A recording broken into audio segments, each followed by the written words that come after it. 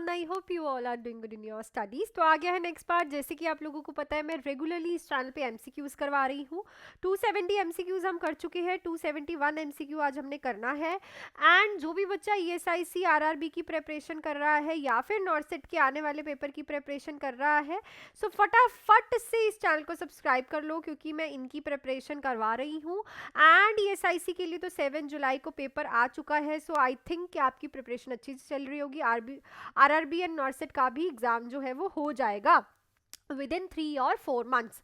सो अगर कोई भी बच्चा बैचेस ज्वाइन करना चाहता है, सो 7973244089 पे कॉल या फिर मैसेज करके बैचेस को ज्वाइन कर सकता है। बैचेस ज्वाइन कर सकते हो आप, 2 बैचेस है और इस टाइम जो बैचेस है वो चल रहे हैं ऑफर पे, ठीक है ना। ऑफर पे बैचेस चल रहे हैं फॉर 1 वीक। एक हमारे पास है इंपॉर्टेंट टॉपिक, जिसमें हम सारे इंपॉर्टेंट टॉपिक करेंगे हर एक सब्जेक्ट से, प्लस एमसीक्यू।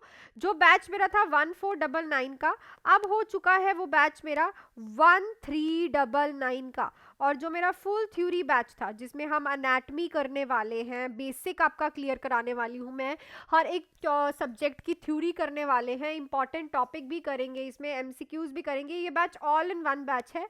ये बैच था 2499 का, जो कि अब हो चुका है 2299 का। तो आप फटाफट से कोई भी बैच इनमें से ज्वाइन कर सकते हो। दोनों में टेस्ट सीरीज है, अलग लेने की आपको जरूरत नहीं है। डाउट क्लासेस होती हैं, लाइव प्लस रिकॉर्डेड बैच है। सबसे बड़ी बात यह है कि अगर आप वर्किंग हो तो आप इसकी रिकॉर्डिंग्स भी देख सकते हो, अगर आप लाइव नहीं लगा पाते। सो इस नंबर पे कॉल या फिर मैसेज करके आप फटाफट से जो कोई भी बैच है आरआरबी, ईएसआईसी, नॉर्सेट के लिए ज्वाइन कर सकते हो। सो चलते हैं हम अपने क्वेश्चन पे। 271 क्वेश्चन हमने आज करना है। सो क्वेश्चन 271 है। क्वेश्चन पढ़ते हैं क्या बोल रहा है। क्वेश्चन है, a client is in a state of uncompensated acidosis, what appropriate arterial आएगा, sorry ATREL arterial pH, blood pH does the nurse expect the client to have. So देखो, एक पेशेंट है, ठीक है, उसको क्या दिक्कत है कि पेशेंट को ना अनकंपनसेटेड एसिडोसिस है। मतलब कि बहुत एसिडोसिस क्या होता है कि ब्लड पीएच जो है, ठीक है, आर्टीरियल ब्लड पीएच, जो आपकी आर्टरीज है उनकी जो पीएच है, आर्टीरियल ब्लड पीएच जो है वो एसिडिक इन नेचर हो गई है, ठीक है। तो नर्स अब इनकी पीएच कैसी देखने, मतलब एक्सपेक्ट करेगी कि वो 7.20 होगी, 7.35 होगी, 7.45 होगी, 7.48 होगी। सो पीएच का तो आप लोगों को आई थिंक पता होगा। सो ये होता है हमारा पीएच का चार्ट। सो जब भी 7 से नीचे आती है तो उस पीएच को हम बोलते हैं एसिडिक, और जब भी 7 से ज्यादा आती है तो उसको बोलते हैं अल्कलाइन। अब मैम आप इतना इजी क्यों करवा रहे हो? देखो, जिनको तो पता है उनको तो पता होगा, बट जिनको नहीं पता बच्चे, उनको तो बताना पड़ेगा कि ऐसा एसिडिक पीएच देखी जाती है, ठीक है। अल्कलाइन भी देखो, अगर 7 से ज्यादा है तो आप बोलते हो एल्केलाइन, और जितना ज्यादा 7 के पास आती रहेगी उतना उतना एसिडिक होता रहेगा, ठीक है। सो इधर को जाओगे तो एल्केलाइन होगा, ठीक है, और अगर इधर को आ रही है पीएच तो एसिडिक इन नेचर हो रही है पीएच। सो देखो, एसिडिक है, अनकंपनसेटेड एसिडोसिस है, तो देखो नॉर्मल जो हमारी पीएच होती है, ठीक है ना, जो हमारी नॉर्मल पीएच, ब्लड पीएच होती है वो होती है 7.35 से लेके 7.45। सो देखो नॉर्मल है, अगर इससे ज्यादा होगी तो एल्केलाइन इन नेचर होगी, इससे कम होगी तो एसिडिक इन नेचर होगी। सो देखो यहाँ पे ये दोनों तो सेम है, ठीक है ना। अब इसमें जो आंसर रहेगा that is this one, because ये क्या दिखा रही है हमें, एसिडिक। सो इसका जो आंसर रहेगा 7.20, क्योंकि देखो 7.48 तो इससे ज्यादा आ रही है ना, तो इससे अगर ज्यादा आ रही है तो वो तो हमारी फिर होगी नहीं, समझ रहे हो ना, वो तो हमारी एल्केलाइन हो गई। सो हमारी एसिडिक दिखा रहा है एसिडोसिस, तो 7.20। चलो नेक्स्ट क्वेश्चन पे चलते हैं। What is the maximum length of time a nurse should allow an IV bag of sodium to infuse? तो जो आप IV बैग लगाते हो उसका जो मैक्सिमम टाइम कितना लेते हो इन्फ्यूज करने में, ठीक है। जैसे कि आपने एक बैग लगा दिया, आईवी लगा दिया सॉल्यूशन, तो वो कितने टाइम में आपने मैक्सिमम जो है वो इन्फ्यूज कर देना है, उसके बाद नहीं करना। 6 आवर्स, 12 आवर्स, 18 आवर्स, 24 आवर्स। तो देखो 24 आवर्स के अंदर अंदर आपको एक बैग जो है वो इन्फ्यूज करना होता है, बिकॉज आफ्टर 24 आवर्स, 24 घंटे के बाद वो क्या हो जाता है, कंटेमिनेटेड हो जाता है, ठीक है ना। कंटेमिनेटेड हो जाता है, उसमें माइक्रो ऑर्गेनिजम्स ग्रो कर जाते हैं, ठीक है, और वो बैग अगर आप उसको इन्फ्यूज़ कर दोगे तो पेशेंट को फिर सेप्सिस होने के चांसेस होते हैं, ठीक है ना। सो आपने 24 घंटा मैक्सिमम दे रखा है, इससे ज़्यादा नहीं करना, मिनिमम नहीं मैक्सिमम दे रखा है। क्लियर। चलो नेक्स्ट क्वेश्चन देखो। Client has return from nursing unit after a cardiac catheterization when assessing the client femoral pulse where should the nurse fingers be placed. So एक क्लाइंट आया है नर्सिंग यूनिट में, उसकी cardiac catheterisation हुई है, ठीक है। सो अगर आपको फिमोरल पल्स को चेक करना है तो आप अपनी फिंगर्स को कहाँ प्लेस करोगे? Behind the knee, on the dorsum of the foot, into the inguinal area, over the lower tibia. So देखो कार्डियक कैथराइजेशन जो है वो थ्रू द फिमोरल पल्स हुई है। सो उसके लिए आपको ऑब्वियसली कहाँ करना पड़ेगा? इनटू द इंग्वाइनल एरिया, क्योंकि वहीं पे ही फिमोरल पल्स होती है। बिहाइंड द नी तो पॉप्लीटियल पल्स होती है, ठीक है ना, पॉप्लीटियल पल्स होती है। डॉर्सम ऑफ द फुट से आप, और ओवर द लोअर टीबिया जो है वहाँ से आप फिमोरल पल्स चेक नहीं कर सकते, क्योंकि फिमोरल पल्स जो है इंग्वाइनल एरिया में ही आपकी होती है। कार्डियक कैथराइजेशन से एक और क्वेश्चन आता है कि इसका, अगर किसी का कार्डियक कैथराइजेशन हुआ है आफ्टर, आपका प्रायोरिटी में क्या रहता है? सो ब्लीडिंग को असेस करना होता है, क्योंकि आपने आर्टरी को रप्चर किया है, जिससे पेशेंट को फिर ब्लीडिंग के चांसेस होते हैं।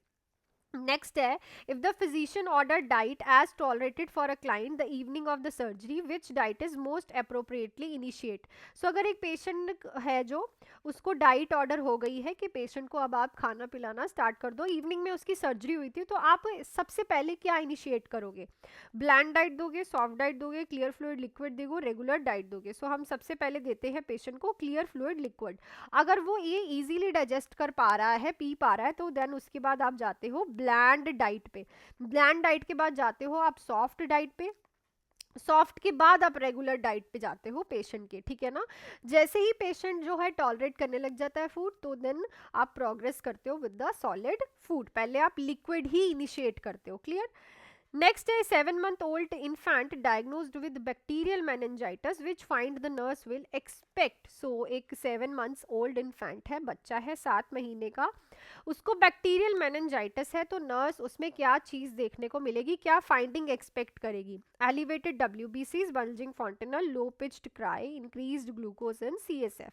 सो देखो अगर बैक्टीरियल मेनिंजाइटिस होता है, that is inflammation of the meninges, तो आपको बहुत कंफ्यूजन होती है कि मैम इसमें प्रोटीन एंड ग्लूकोज का क्या इशू होता है। देखो अगर तो पेशेंट को बैक्टीरियल हो रखा है तो हमें CSF में क्या देखने को कम मिलेगा? ग्लूकोज कम देखने को मिलेगा, ठीक है। और अगर वायरल मेनिंजाइटिस है तो हमें CSF में क्या देखने को मिलेगा? कम, प्रोटीन कम देखने को मिलेगा। दोनों में डिफरेंस याद रखना, बैक्टीरियल वाले में ग्लूकोज कम देखने को मिलेगा, वायरल वाले में प्रोटीन कम देखने को मिलेगा CSF में, ठीक है।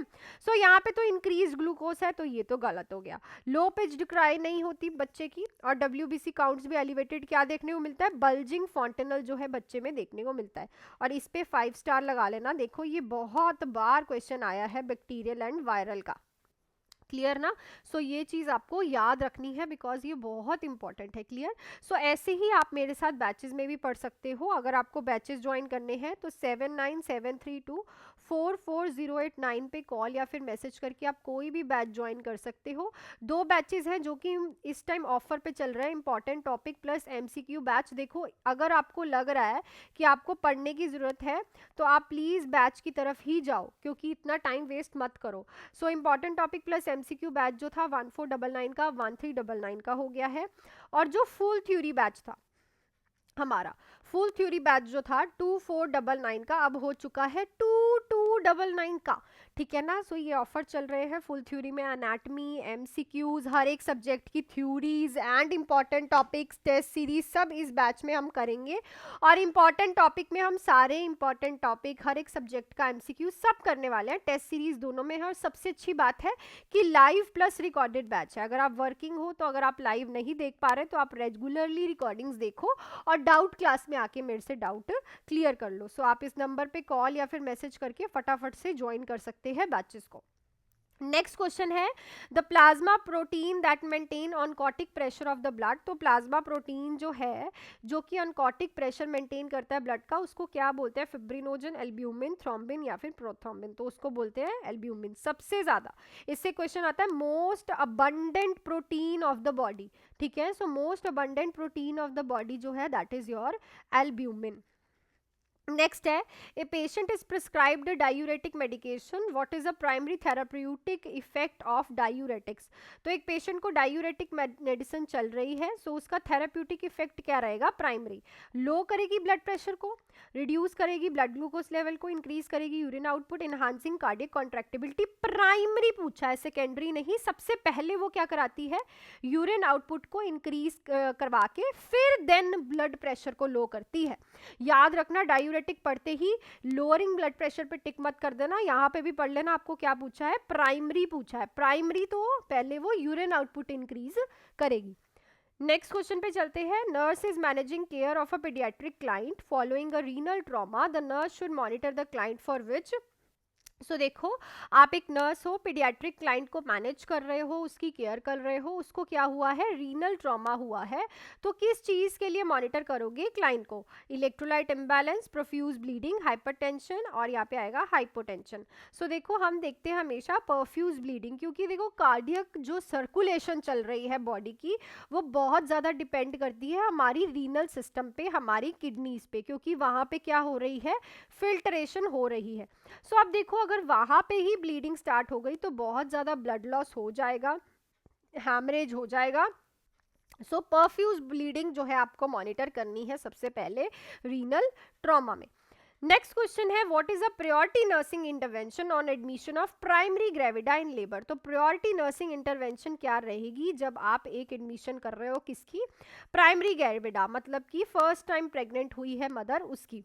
In labour, monitoring FHR, asking the client she ate last, obtaining the client health history, determine if the membranes have ruptured। so सबसे इंपॉर्टेंट होता है प्राइमरी ग्रेविडा में फीटल हार्ट रेट चेक करना। जैसे ही वो लेबर में आ रही है, कॉन्ट्रैक्शंस हो रही हैं उसको, ठीक है, उसकी सर्विक्स डायलिटेशन हो रही है, तो चेक करो बच्चा अंदर ठीक है, कहीं डिस्ट्रेस में तो नहीं हो रहा, इंट्रायूट्राइन डिस्ट्रेस तो नहीं हो रहा बच्चे को। सो प्राइमरीली आपका प्रायोरिटी नर्सिंग इंटरवेंशन ये रहता है। And the question last is what is the priority when working with the group of middle aged adult client।